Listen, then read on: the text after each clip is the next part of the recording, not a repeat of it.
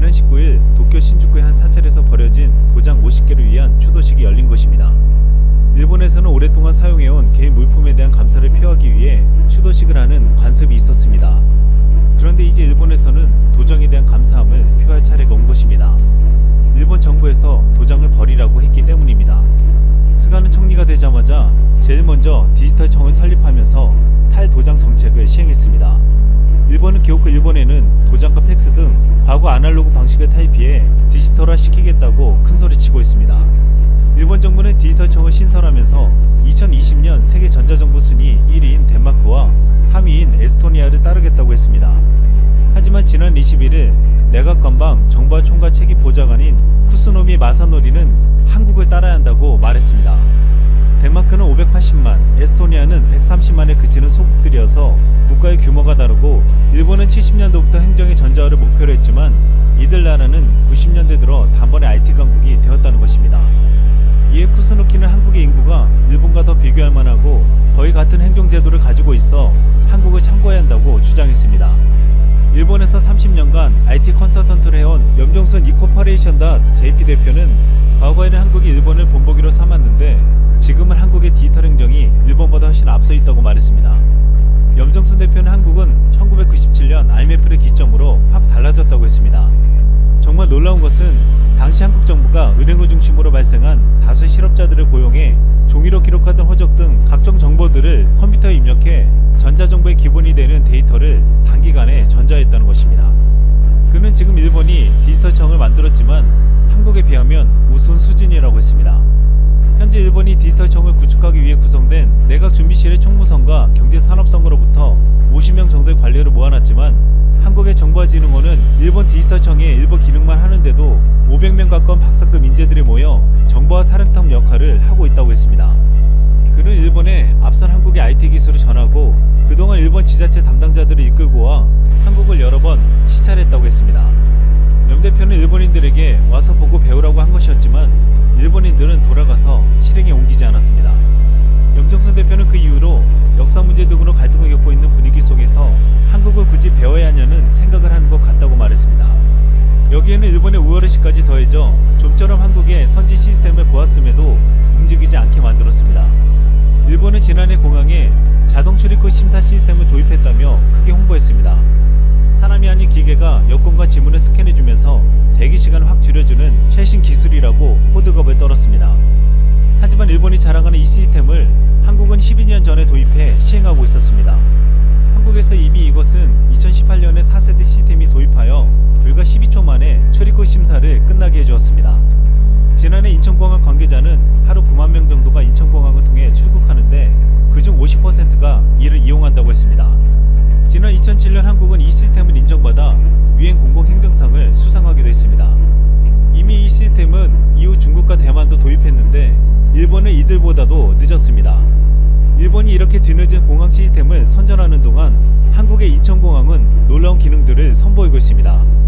우리나라를 찾는 방문객의 첫 이미지를 결정짓는 관문인 인천공항은 최근에 한국 첨단 기술의 경연장이 되고 있습니다. 인천공항은 최근 세계 최초로 실내 자율주행 전동차와 카트 로봇을 도입했습니다. 인천국제공항공사는 14일 자율주행 전동차 에어라이드는 제1여객터미널 입국장 면세구역과 제2여객터미널 출국장 면세구역에서 각 한 대씩 모두 2대를 시범 운영한다고 밝혔습니다.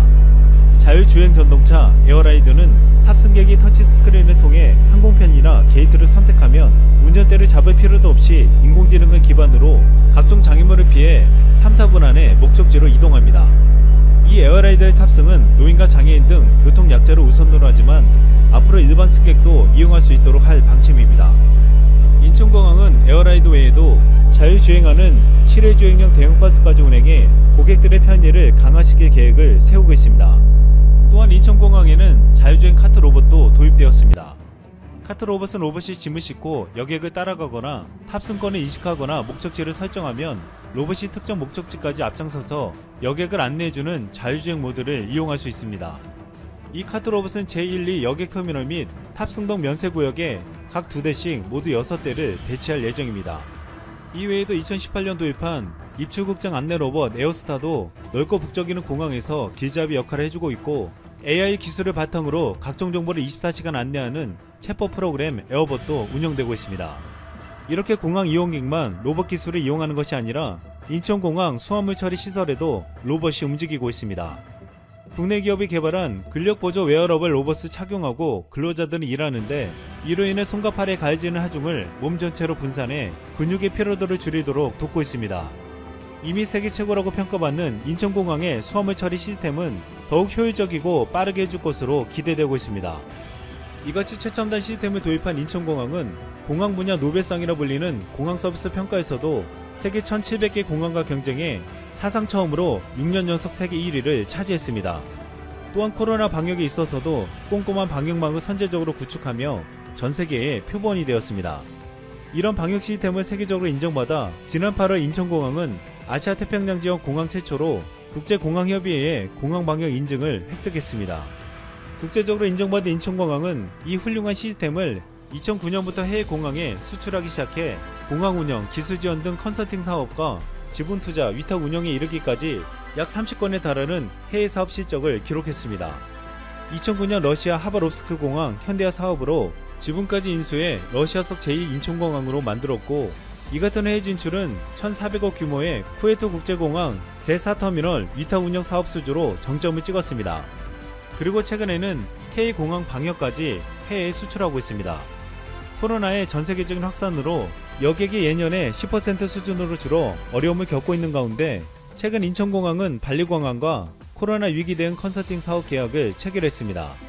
발리공항은 세계적인 관광지인 발리의 관문이지만 국제선이 대부분 마비되자 올 연말부터 외국인 관광객을 다시 막겠다며 제일 먼저 그 대책을 마련하기 위해 인천공항에 그 손을 내밀었습니다. 이처럼 한국의 공항 시스템은 전 세계적으로 인정받고 코로나 시대에서는 더욱 신뢰받고 있습니다. 지난 15일 미국의 LA 돌비 극장에서 열린 2020 빌보드 뮤직 어워드에서 BTS는 톱소셜 아티스트 상을 받았습니다. 그러면서 BTS는 신곡 다이너마이트 공연을 인천공항 앞에서 펼쳤습니다. BTS가 신나게 노래와 춤을 하는 사이 인천공항 터미널 내부 전경은 물론 세계 주요 도시가 목적지로 표시된 출국 전광판과 비행기 등이 등장해 눈길을 끌었습니다. 방탄소년단은 코로나로 단절된 세계가 다시 연결되기를 소망하는 의미를 담아 이런 무대를 기획한 것으로 알려졌습니다. 방탄소년단은 인천공항에서 관중 없이 공연했지만 방송을 통해 전세계 아미들과 하나로 연결되어 있음을 보여주었습니다. 가장 큰 이유로는 인류 역사상 가장 심각한 팬데믹 중 하나인 코로나가 등장했고 한국이 잘 극복하고 있기 때문입니다. 지금 유럽은 가을 겨울이 되는 시점에 확진자가 급격하게 폭발하고 있는 상황입니다. 유럽에서 가장 선방하고 있다는 독일마저 확진자가 일 10,000명에 가깝게 폭발하는 국면이 나오고 있으며, 이탈리아에서도 급기야 하루 10,000명을 돌파하면서 한국과 같은 확진자 추적은 불가능해졌다고 전합니다. 그러다 보니 애초에 한국과 같이 했어야 했다는 안타까움이 유럽의 고위급 정치인들 입에서 나오고 있습니다. 코로나가 심각한 영국 런던 사디크 칸 시장은 런던이 17일부터 코로나19 대응 2단계에 들어간다고 전하면서 애초에 한국이나 대만과 같은 코로나 방역 시스템을 국가가 도입하고 시행했어야 했다고 전하고 있습니다. 영국도 여름에 600명 내외이던 코로나가 현재 매일 2만 명을 넘나들며 비상사태를 선언한 시국이기 때문이죠. 해외에 있는 한국인들은 한국이 그립다고 말합니다. 이렇게 유럽은 물론이고 미국에 살고 있는 한국 교포 등은 한국은 밖에 나갈 수 있는 자유가 얼마나 감사한지 알아야 한다며 전세계 최고 수준의 자유도라고 말합니다. 미국의 한 교포는 인터넷 커뮤니티에서 현재 해외에서 사는 것은 정말 한국인으로서 힘든 일이라고 말합니다. 우선 밖에 나갈 자유가 없는 것은 물론이고 현지에서 따가운 눈총으로 쳐다볼 때가 많이 있다는 것입니다. 특히 미국의 경우 코로나 책임론을 중국에 묻고 있어 한국인들도 적지 않게 주의해야 하는 상황인 것이죠. 이렇게 대한민국은 북반부가 가을 겨울로 들어가면서 급속하게 코로나가 악화되는 국면에서 크게 선전하며 여전히 일 확진자를 50명 이내로 잠재우고 있습니다. 그런데 이런 상황에 뜻밖의 일들이 벌어지는데요. 국제사회에서 한국이 잘 나가자 시샘하는 세력 혹은 한국을 이용하는 국가들이 등장한 게 아니냐는 것입니다. 특히 지리적으로 가까운 국가들은 코로나도 힘든데 한국을 더욱 당황하게 하고 있는 국면입니다. 첫 번째, 러시아, 한국에서 백신 생산 논란. 한국인들이 상당히 갸우뚱하고 있는 뉴스인데요. 우선 러시아는 자체 개발에 세계 최초로 공식 승인한 코로나19 백신 스푸트니크5를 한국에서도 생산하기로 했다고 러시아 측 관계자가 밝혔습니다.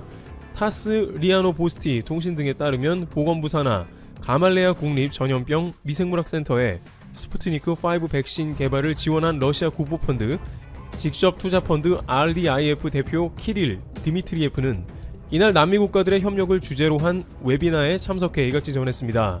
드미트리예프 대표는 올해 12월에는 스푸트니크 5 백신을 대규모로 공급할 수 있을 것이라면서 인도, 브라질, 한국, 중국 그리고 다른 한 개 국가에서 백신을 생산할 것이라고 말했습니다. 러시아 측이 스푸트니크 5 백신의 한국 내 생산 결정을 밝힌 것은 처음입니다. 드미트리프 대표는 앞서 지난달 중순 자국 언론과의 인터뷰에서 스푸트니크 5의 한국 내 생산과 관련한 협상이 최종 단계에 있다고 밝힌 바 있습니다. 협상은 한국 대형 제약사들과 진행한 것으로 전해졌습니다. 다만 주러 한국 대사관 관계자는 러시아 측이 한국 제약사들과 직접 협상을 추진해와 대사관에서 파악한 바는 없다고 말했습니다.